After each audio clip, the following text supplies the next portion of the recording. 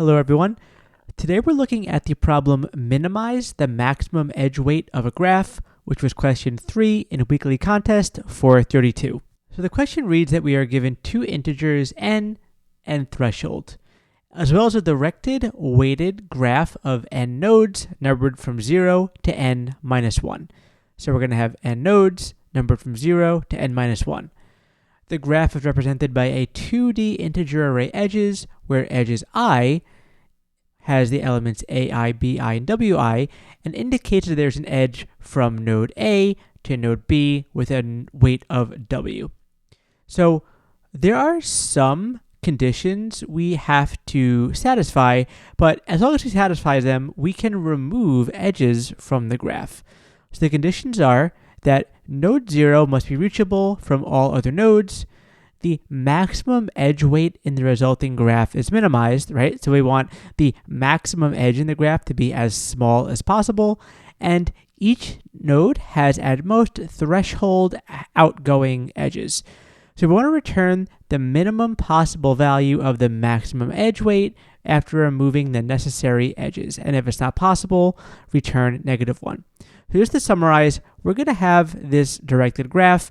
What we want to do is we want to remove edges from the graph and make sure that all the nodes can still reach 0, and also ensure that the highest weight of an edge still remaining is as small as possible.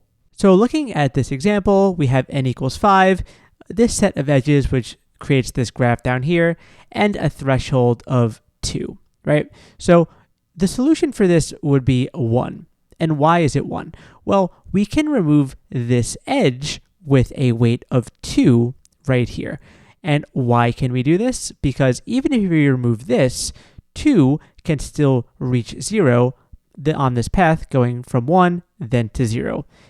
And removing this doesn't change anything else. 3 can still reach 0, 4 can still reach 0. So we can safely remove this. And once we do that, we're left with these 4 edges. And the maximum weight of our remaining edges is 1, which is why we return this 1. So this problem is actually a lot simpler than it seems. You might see weighted graphs, directed graphs, and think you have to use Dijkstra's or topological sort or something like that, but it's actually fairly simple. And one kind of tricky thing here is that, at least for this solution, threshold becomes completely irrelevant here. I think this is one of those examples where they throw in an extra piece of information to try to trip people up, but really threshold is not really needed at all for this question, so we're just going to ignore that variable. So really we're looking at the problem where n equals 5 and this series of edges. So we want to remove some edges, but still make sure that all of the other nodes can reach 0. So just thinking like right now, without removing anything, how can we check and make sure that they all can reach 0? Well, we could try each one. We could start at 1, do a DFS to reach 0.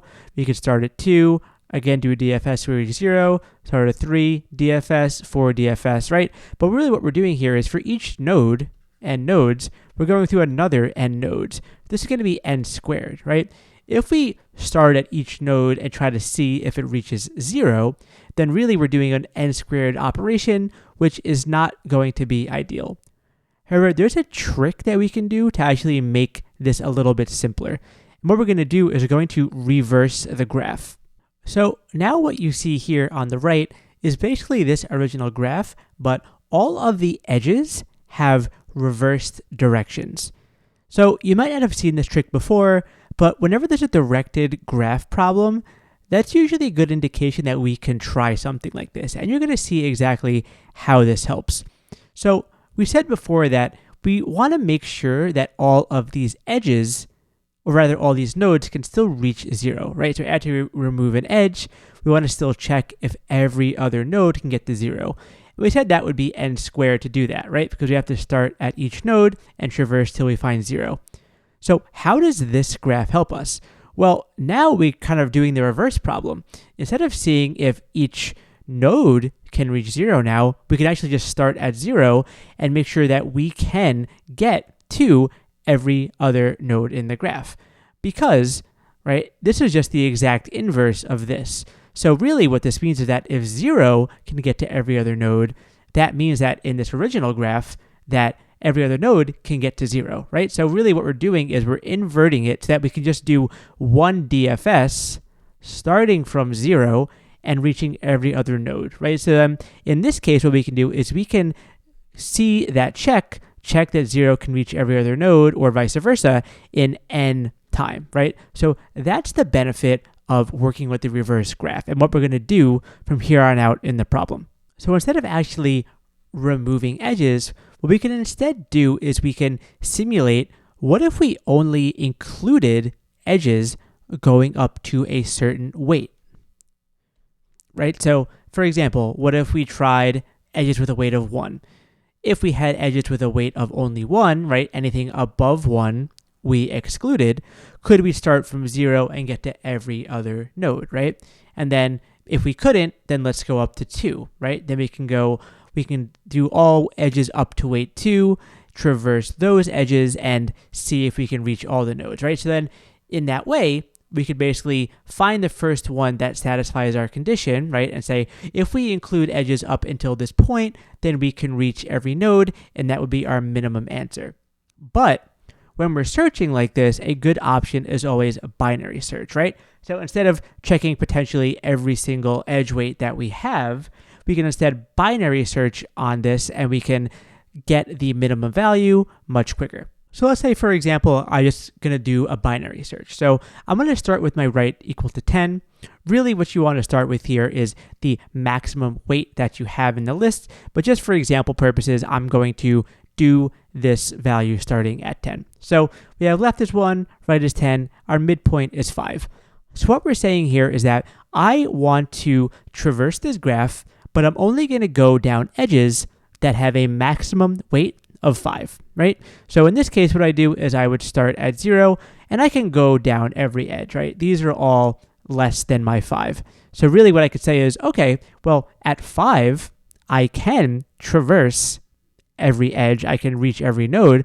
So let's find a smaller value, right? Let's set my right to 5 minus 1. So now my mid value is 2, and what I'm saying here is that I only want to traverse edges that have a maximum weight of 2.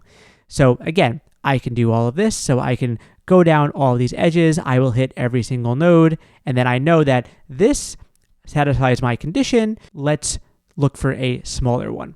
And now I've gotten to a case where my left and right are 1. So I know in that case that this is my answer, right? So when I hit this case, I can just return that value, and I'll have found the minimum maximum possible value of an edge that I can have in the graph. Let's look at one more case. So I just switched the direction of this edge here.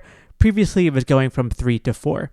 So now what this means in our reverse graph is that 0 will never be able to reach 4, no matter what, just because there's no edge going in that direction, right? So I could check here and say, okay, if I go down all the edges of max 5, will I be able to get to all the nodes? Well, I won't be able to, right? Because I just can't reach 4. So I can check a higher value, right? I can now say that my left value equals mid plus 1. Now again, I could try with 8, but it'll be the same scenario, right? I can never reach this 4 node, so I'm just going to keep increasing and increasing and increasing. So the maximum edge weight in this question is going to be 1,000,000, right? So if I ever get to a value greater than 1,000,000, I know that there's no possible value, no possible maximum edge weight that I can use in order to actually reach all the nodes. So in that case, I would return a -1. Those are really the two cases we have to check for, right? We're going to just reverse our graph so we can do a simpler DFS, and then binary search on the minimum maximum edge weight that we want to include in the graph. And you'll see how all this works when we get into the code. So overall, the time complexity here is n log n, right? So it's O of n because for each iteration of the graph, it's going to take O of n time to traverse the entire thing, but we're only doing that log of n times because we're using a binary search on our answer space in order to make sure that we minimize the number of searches that we have to do. Let's hop over to the code and see how this works. So the first thing I do is set up my graph. So I'm going to have a default dict for my graph, but what I'm going to do here is I'm going to reverse the edges. So usually I would have a graph going from the source to the destination, but you'll see here I'm actually reversing that edge, right? So now it's going from the destination to the source, and we're recording that weight. So these couple lines here are responsible for reversing that graph. So now what I'm going to do is do my binary search. So I'm going to set my left equal to 0 and my right equal to 1,000,000.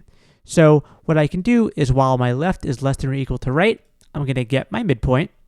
Then we're going to set up this scene node set. And basically what this is going to do is we're going to pass it into my DFS function, and that DFS function is going to use that set to record all the nodes that it sees.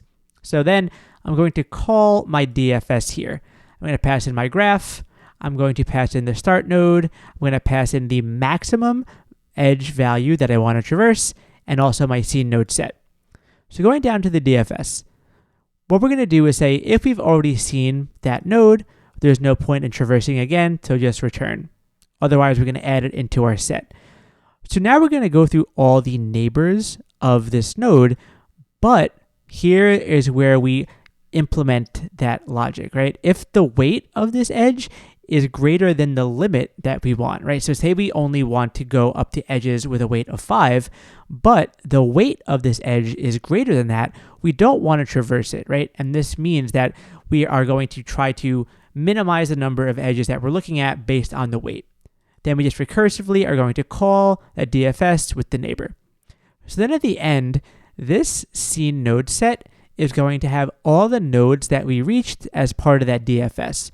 So if the length of that set or the size of that set is equal to the number of nodes in the graph, that means that at this weight, we can get to every other node. So what we want to do is find a smaller one. So we're going to make our right value equal to mid minus 1. Otherwise, if this is not true, it means that for this weight, we cannot get to all the other nodes. So we're going to look for a larger value that can do that. So we increase our left value.